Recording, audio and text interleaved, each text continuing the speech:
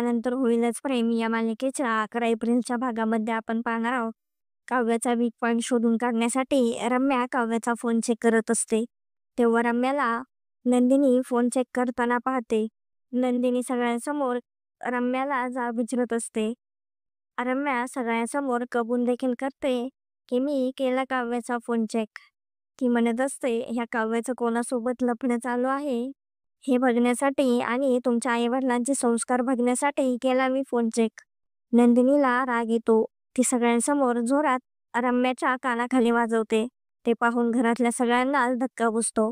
नंदिनी तिला म्हणते, आल्यापासून सगळं सहन करतोय आम्ही, म्हणून माझ्या आईवडिलांवर आणि माझ्या बहिणीच्या चारित्र्यावर जायचं नाही. काव्यापासून 4 हात लांब करा तू. नंदिनीने रम्याला चांगली समज दिलेली असते. काव्याने नंदिनीचे हे रूप पहिल्यांदाच पाहिलेले असते. नंदिनी काव्याची बाजू घेऊन रम्याशी भांडत असते. तर आता पुढे काय काय होणार आहे हे पाहणे खूपच इंटरेस्टिंग होणार आहे. असेच नवनवीन अपडेट जाणून घेण्यासाठी आपलं चॅनलला नक्की सबस्क्राईब करा.